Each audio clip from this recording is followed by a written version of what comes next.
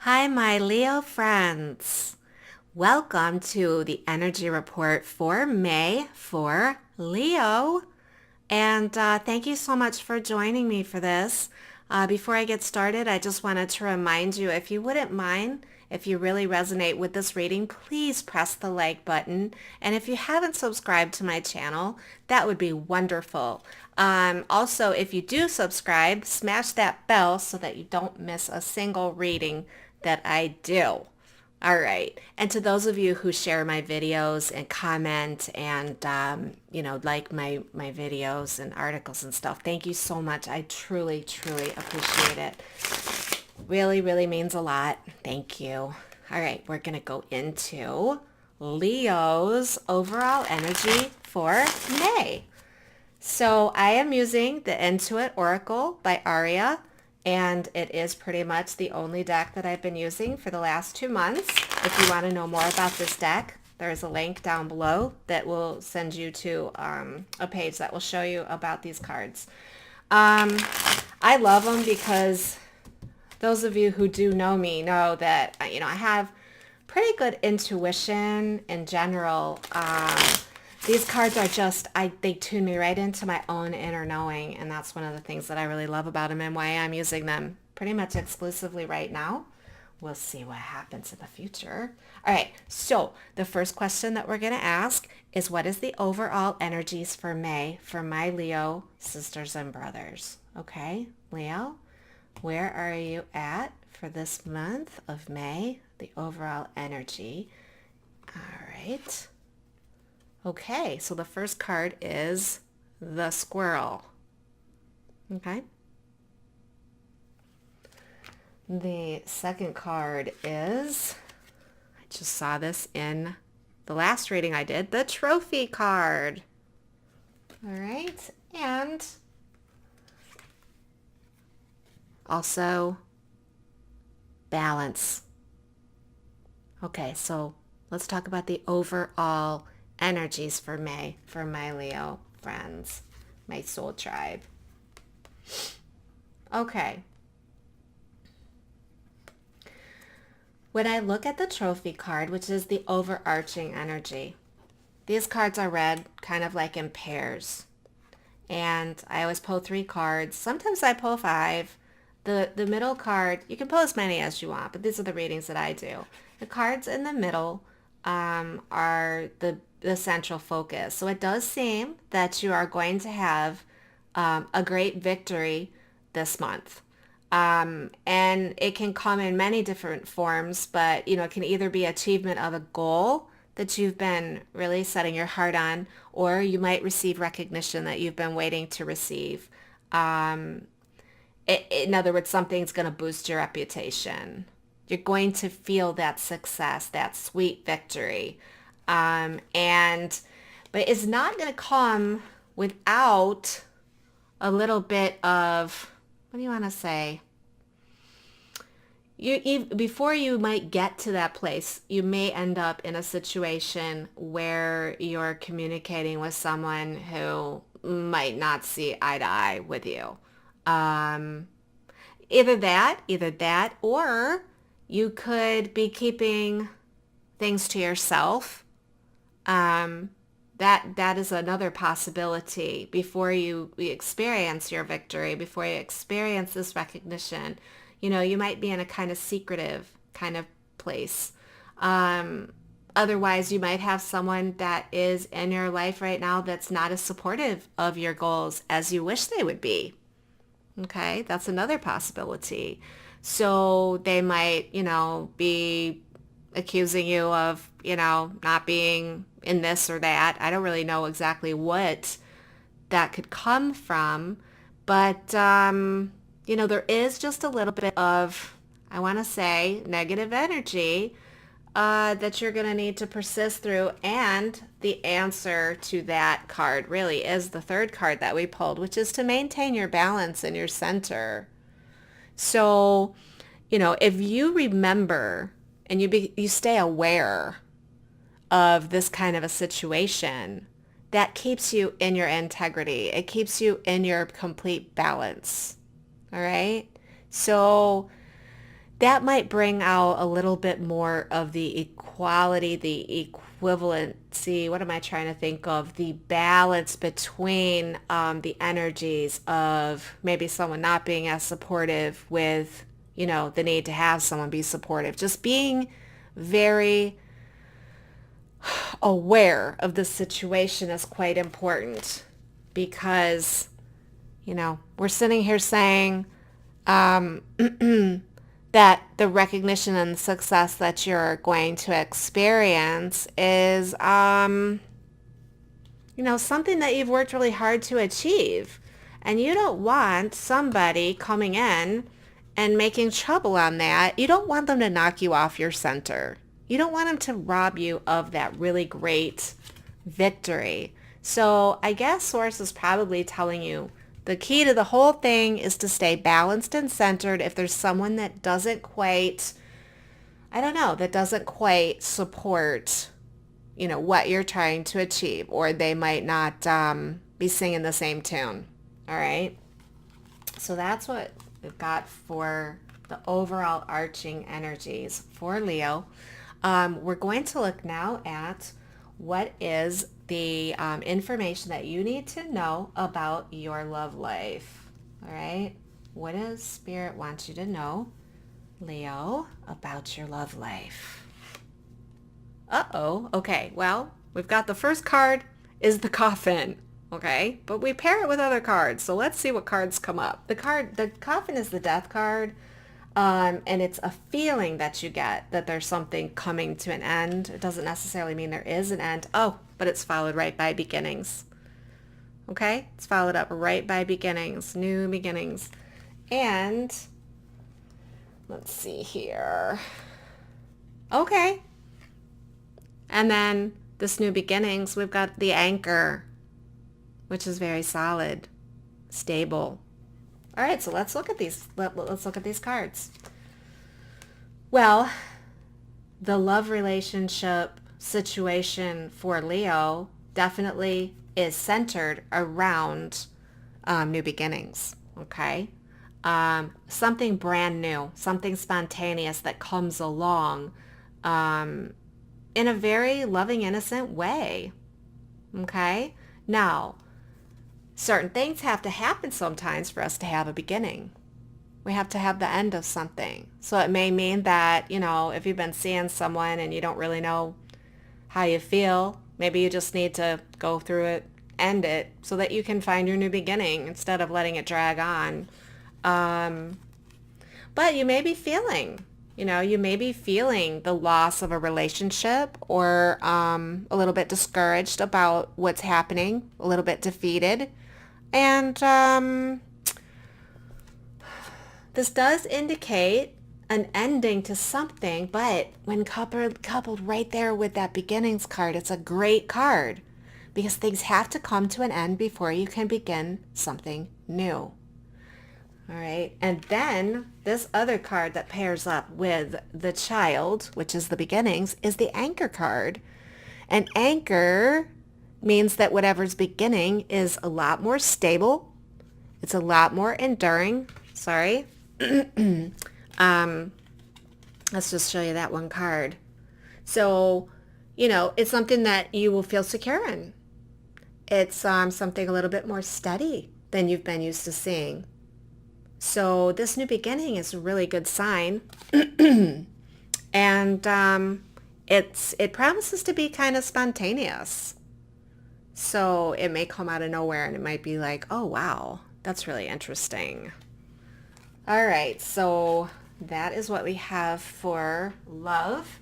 Let's now turn to your career and abundance. All right, I think of this as creative expression, or the things that you do to make a living or to nourish your soul. It brings you the abundance that you need in a bunch of different ways. So let's see what Source says about Leo. Okay, the Tower. There we go. All right, so first we have the Tower. Then, let's see what else we have. I'm grabbing this one right here. We have the Moon. This is the moon card. This is one of the planetary influencers in this deck, and I really love that because it adds just a little bit something different. It gives you an overall energy, and if you read Tarot, you'll identify with this card as the High Priestess. I just absolutely love the imagery on these cards. And the cards feel great. I mean, they're like high quality shuffling playing cards. It just absolutely, and they're not so big that they stick together and you can't. All right, the final one. Oh, one of my favorite cards is the Ladybug. Okay. This is your wishes eventually come true card. All right. So in your career right now, the moon is sort of governing this portion of the reading because it's the central card. It reminds you that there is an ebb and flow to the activity that goes on in our work life. So what we have going on the inside about how we feel about what we do and our skills, talents, and abilities reflects in the outer world. And so the moon kind of acts like a mediator between the two. So you could be going ebbing and flowing from, how you're feeling about yourself inside to how you're manifesting it on the outside. You're probably very instinctual right now, and there's not a lot of conscious thought that has to go into what you're doing. You're kind of tuned in. And I would say, based on the card, that the Tower is there with it, you're probably working pretty much by yourself. But not just by yourself. It's funny. You've got the structure. I think of the cards, the government, the hierarchy, the corporate experience, institutions. The word on this card is that you're working with some structure, but it does feel like you're kind of working alone. That standalone tower, you've got all of this power in your own hands for your career, and you're kind of just chugging along using your intuitions and your instincts. It's a High Priestess. So now the beautiful thing is it's saying, this is a reminder, is don't forget the leisure. Don't forget you're working hard, but don't forget to take it easy now.